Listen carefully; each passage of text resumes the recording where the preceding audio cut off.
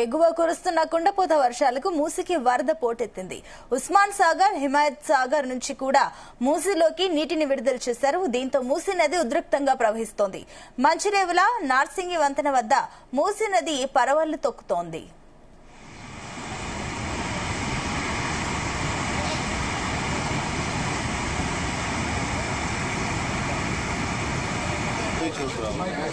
వస్తాను